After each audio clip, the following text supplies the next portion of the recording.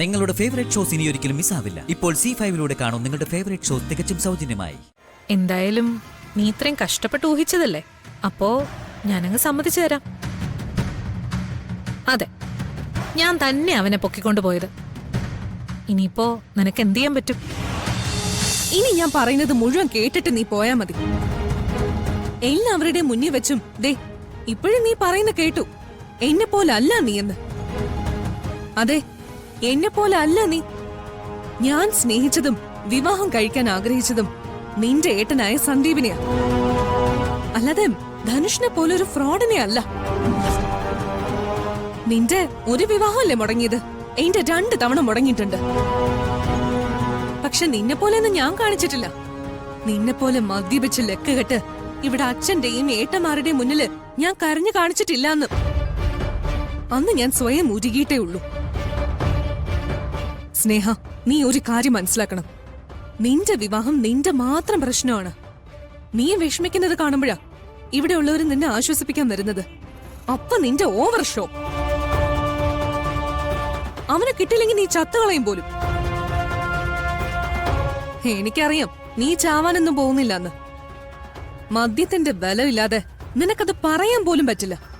പിന്നെയല്ലേ നീ ചെയ്യാൻ പോകുന്നേ. നിന്റെ ഭീഷണിയൊക്കെ ഇവിടെയുള്ള മറ്റുള്ളവരോട് മതി, ഈ അനഘയോട് വേണ്ട. ഇതുപോലുള്ള പല അഭ്യാസങ്ങളും കണ്ടിട്ടും പരീക്ഷിച്ചിട്ടുള്ള ആളാ ഞാൻ. പിന്നെ മറ്റൊന്നുകൂടി ഞാൻ പറയാം, ഇനി മേലിൽ നിന്റെ എന്തെങ്കിലും പ്രശ്നം വരുമ്പോ വെറുതെ ആണെങ്കിൽ പോലും എന്റെ പേര് നീ പറഞ്ഞു കേൾക്കരുത്. എന്റെ പ്രേമത്തെക്കുറിച്ചൊക്കെ ഇവിടെ എല്ലാവർക്കും അറിയാം. ഇനി നീയായിട്ടത് ഓർമ്മപ്പെടുത്തണ്ട. ഇനി ഇത് ഒരിക്കൽ കൂടി ആവർത്തിച്ച അപ്പൊ നീ എന്റെ കൈയുടെ ചൂടറിയും. അതിപ്പോ ആരൊക്കെ ഉള്ളപ്പോഴാണെങ്കിലും ശരി, ഏത് സാഹചര്യത്തിലാണെങ്കിലും ശരി, പറഞ്ഞില്ല എന്ന് വേണ്ട.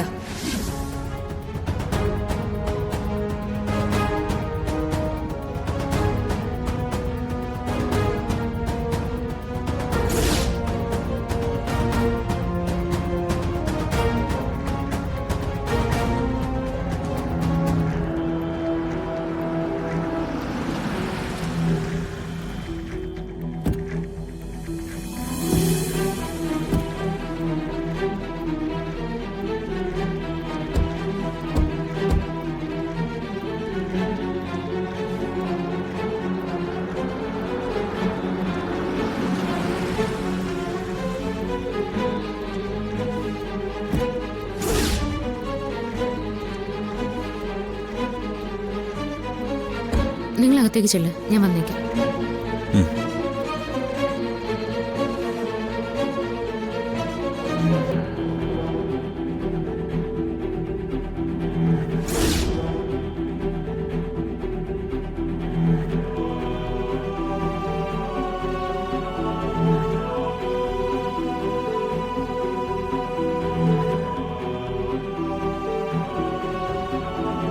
ഒന്ന് നിന്നേ.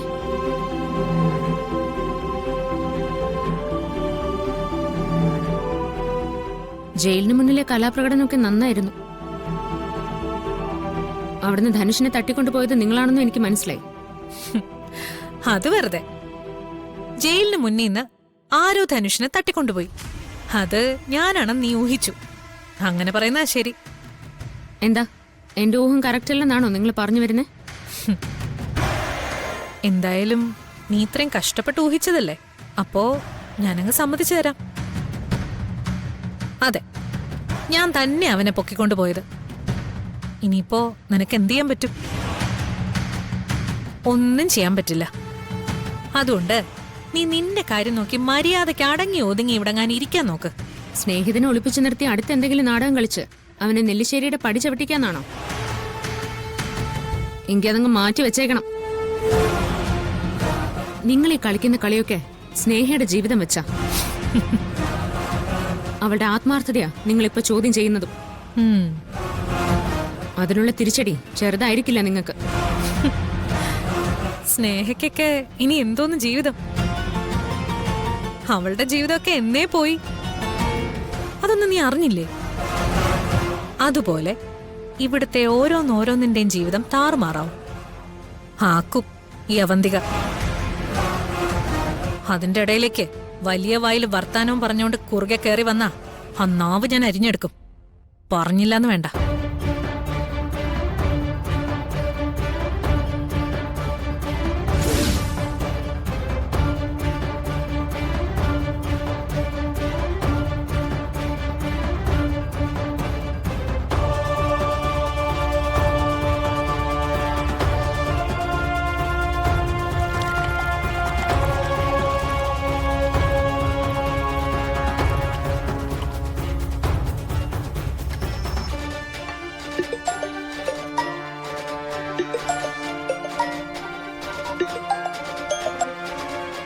ഹലോ ധനുഷ്, നീ ഇപ്പൊ എവിടെയാ? ഓർമ്മയുണ്ടോ ഈ ശബ്ദവും ഈ ആളിനെയും? മറന്നാലല്ലേ ഓർക്കേണ്ട കാര്യമുള്ളൂ. എപ്പോഴും ഞാൻ ഓർക്കുകയും സ്നേഹിക്കുകയും ചെയ്യുന്ന ആ ശബ്ദത്തെ ഞാൻ എങ്ങനെയാ മറക്കുന്നേ? സമാധാനായി. ഞാൻ കരുതി വീട്ടുകാരെല്ലാവരും കൂടി പറഞ്ഞു തന്റെ മനസ്സ് മാറ്റി എന്റെ ഫോൺ നമ്പറും ഡിലീറ്റ് ചെയ്ത് താൻ മറ്റൊരു ജീവിതം സ്വപ്നം കണ്ട് തുടങ്ങിയെന്ന്. അങ്ങനെയായിരുന്നെങ്കിൽ ഞാൻ ജയിലിൽ വരില്ലായിരുന്നല്ലോ. അത് തല്ലാനാണോ തലോടാനാണോ എന്ന് അറിയില്ലായിരുന്നല്ലോ. എനിക്ക് ആ കൺഫ്യൂഷൻ വേണ്ട, തലോടൽ തന്നെയാ. അന്ന് പെട്ടെന്ന് എവിടേക്കാ പോയത്? നേരെ ഒന്ന് കാണാൻ പോലും പറ്റിയില്ല. എൻ്റെ ഒരു ഫ്രണ്ട് വന്നിട്ടുണ്ടായിരുന്നു എന്നെ പിക്ക് ചെയ്യാൻ. പിന്നെ നിങ്ങളൊന്നും ഞാൻ പ്രതീക്ഷിച്ചില്ലായിരുന്നു.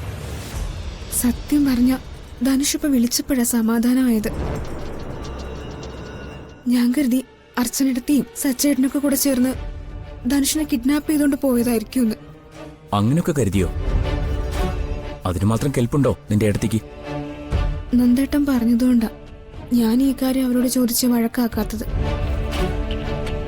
എനിക്കറിയാം അപ്പൊ അങ്ങനെ ഉണ്ടായാലും നീ അവിടുന്ന് രക്ഷപ്പെട്ടു വരുമെന്ന്. കാരണം എന്റെ ഇഷ്ടവും പ്രാർത്ഥനയും അത്രയ്ക്കുണ്ടായിരുന്നു. തന്നോട് എങ്ങനെയാ നന്ദി പറയേണ്ടതെന്ന് എനിക്കറിയില്ലടോ. എല്ലാവരും തെറ്റിദ്ധരിച്ചിട്ടും താൻ എന്റെ കൂടെ നിന്നല്ലോ. ഇതാണ് പറയുന്നത്, ആത്മാർത്ഥ പ്രണയത്തെ ആർക്കും തോൽപ്പിക്കാൻ പറ്റില്ലെന്ന്. അതെ, എന്നെ ഇവിടെയുള്ളവർ മുഴുവനും നിർബന്ധിച്ചു നിന്നെ മറക്കാൻ വേണ്ടി. ഞാൻ പറ്റില്ലെന്നും മരിച്ചു കളയെന്നൊക്കെ പറഞ്ഞപ്പോഴാ വലിയ ശല്യമില്ലാതിരുന്നതും നന്ദേട്ടൻ എന്റെ ഒപ്പം നിന്നതും. എനിക്ക് നിന്നോടുള്ള പഴയ ഇഷ്ടം ഇപ്പോഴും അതേപടി തന്നെയുണ്ട്. അല്ലെങ്കിൽ അതിച്ചിരി കൂടിയെങ്കിലേ ഉള്ളൂ. ഞാനും കൂടെ നിന്നെ തെറ്റിദ്ധരിച്ചു, ജയിലിലാക്കി. അതിനൊക്കെ പകരമായിട്ട് എനിക്കിന്ന് നിന്റെ കൂടെ നിന്നേ പറ്റൂ. അത് മതി, എന്നെ സ്നേഹിച്ചാ മതി. ഇനിയും ആരെങ്കിലും എന്തെങ്കിലും കള്ളക്കഥകൾ പറഞ്ഞു വന്നാ വിശ്വസിക്കരുത്. എനിക്കത് താങ്ങാൻ പറ്റില്ല. ഡൗൺലോഡ് ചെയ്യൂ C5 ആപ്പ്. കാണൂ എല്ലാ എപ്പിസോഡുകളും സൗജന്യമായി.